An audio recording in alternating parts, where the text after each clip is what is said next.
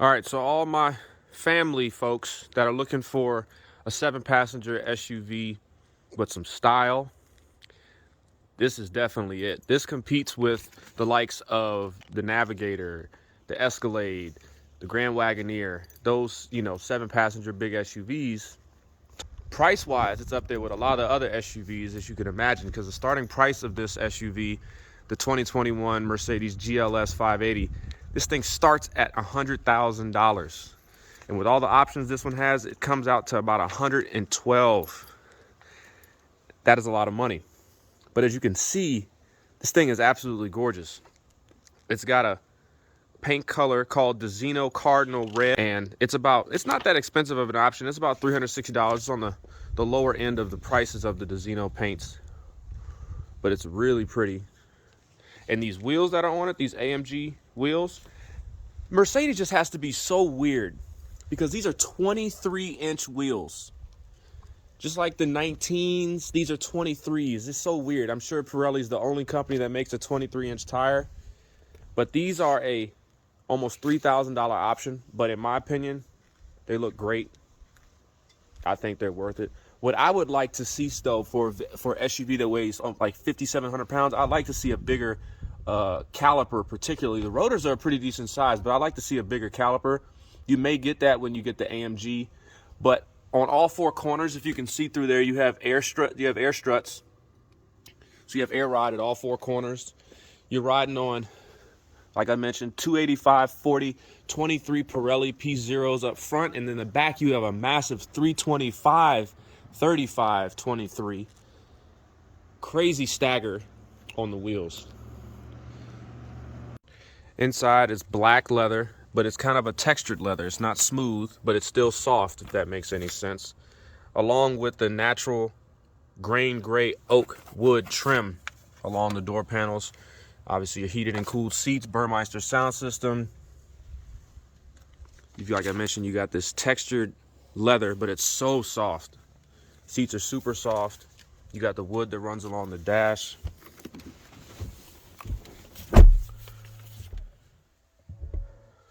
You got the front end of the truck coming on the digital display. Very typical of Mercedes, and the interior is the same. You got wood all along here. You got your touchpad. You have your air ride controller right here. Of course, you've got this massive digital display that crosses over from the gauge clusters to the infotainment screen. You've got a panoramic sunroof, captain's chairs in the back, and then there are two-seater option in the back for a total of actually 6 passengers. I apologize. There's not even a 7-passenger. Starting it up.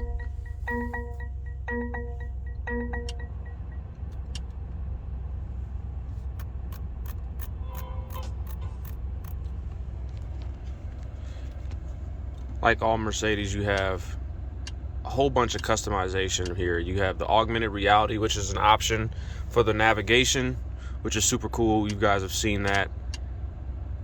You've got the air purification system right here. You've got the ambient lighting that runs along the bottom of the dashboard and onto the door panels, which is configurable. You can change colors. You have a heated steering wheel, like I mentioned, heated and cooled front seats. You have heated rear seats for the second row.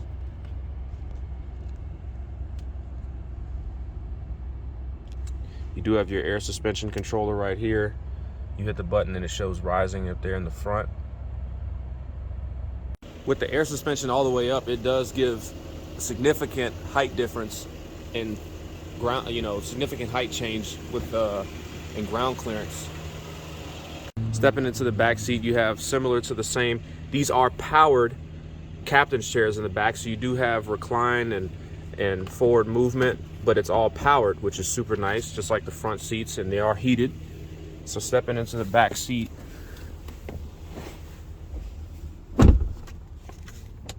you have soft closed doors, as I just noticed, which is nice. Very typical of Mercedes and their higher end. How can I help? You have your AC controls back here, which is digital. You have a couple of cup holders, a super small cup holder. I don't even know what you'd fit in there. Ambient lighting that runs on the back of the seat and on the door as well. You've got armrests for you and the passenger, and then you have the third row. You obviously have a lot of leg room, given them 5'10". This is massive amounts of leg. Headroom is insane. Like, that is a lot of headroom between my head and that's crazy. Now, once in the third row, there is hardly any leg room. As you can see, the third row does not appear to slide back or anything, and my knee is like in the back of the seat. Now, the seat obviously can go forward, but that's just as much. It's only given however much the back, second row passengers want to give up their leg room for the third row passengers. But you do have a couple of USB type C ports back here, cup holders, little cubby space. Both occupants in the rear have that. But aside from that, there's not much room. And the way that you can get in and out is either through the two captain's chairs, or you pull this little red lever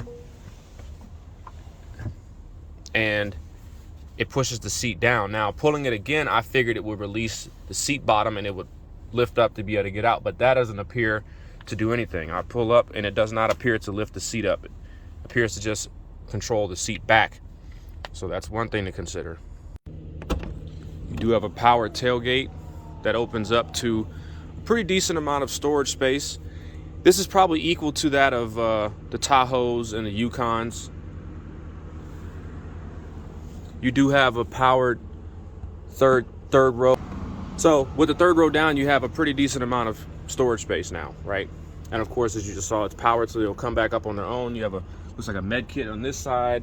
Speaker over here. You have some storage space under here with a full size, with a spare, not a full size spare, but you have a spare and a jack and another med kit. Some space over there, so you have a lot of storage space underneath. I'd say the biggest selling point of the 580 GLS is the 4-liter bi-turbo V8 that makes 483 horsepower and 516 pound-feet of torque. Stuffed underneath this massive plastic cladding is that bi-turbo V8. If you look through there, you can see the turbos. Looks like you got some carbon composite radiator support right here.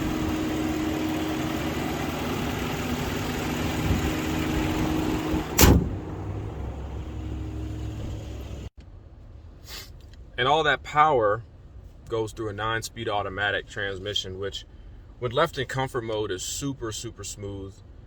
You hardly feel the shifts. The torque is always there. It pulls this thing along great because, like I mentioned, this thing is very heavy. There's a couple of things, though, that I don't like, and it's a short list, but the first thing is the steering feel. The steering feel and the suspension feel while just left in comfort. Now, granted, it is on air ride, so it is going to be more of a softer ride, which going down the road, just soaking up bumps, is very nice. Just the up and down motion of the air ride is super smooth. But when in left in comfort mode, the steering is so heavily centered that any slight adjustment left or right is very jolting. It's the suspension wants, like, the whole truck just likes to roll. I'm using that as an example.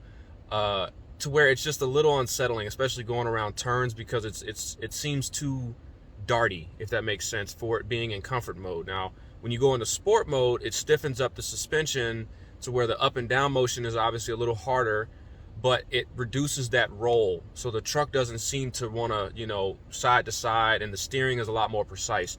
So it's kind of a compromise between the two. You want the up and down softness from the comfort mode, but you want the stiffness from side to side in the sport mode. So you kind of just got to pick your battles there. That's the only real gripe I have with the driving aspect of this truck. You're not buying it for it to be a sports car, and especially in the sense of speed because of how heavy it is. But it does get along and does get out of its own way, being that it's the bi-turbo V8. Now, it doesn't get the best fuel economy, as you'd imagine, being so heavy and having a V8. The ratings are about 16 in the city, 21 on the highway, and about an 18 average.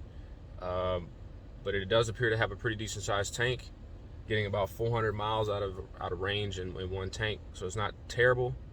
Of course, it requires premium and all that jazz. One other interior thing that I want to mention is, given that this truck is over $100,000, this is just where Mercedes blows me, where they lack on just certain things, like The paddle shifters, if you can see, I'm gonna tap them. You hear that? They're plastic. You would think they would just simply make an aluminum paddle shifter, but no, they're plastic. And I don't know, that's neither here nor there. It's not a huge deal, but it's just a little annoying considering this truck is $112,000. Take it for what you want. I think it's a little annoying, but that's just me. Aside from that, this is a great SUV. It's got a lot of presence. It's very smooth. It's got ample power.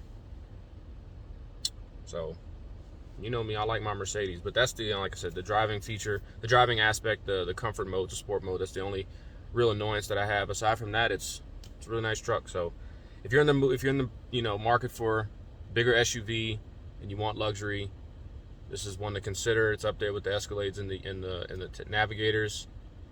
Just know that third row for adults particularly is pretty useless.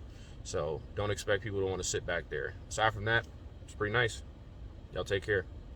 Another thing worth mentioning, aside from these seats being heated and cooled, they're also massaging. So there's obviously different massage settings available for both the front driver and passenger. And then you have seating comfort, which you can then adjust the kinetics of the seat, the lumbar, the side bolsters, the heating balance. It's pretty cool. And then, like I mentioned, you can change the color of the ambient lighting. So currently the color is set on red moon. You could change it to ocean blue. As you can see, the color just changed to blue. You can go to purple sky, fire red, all kinds of different mood lighting, which is really cool.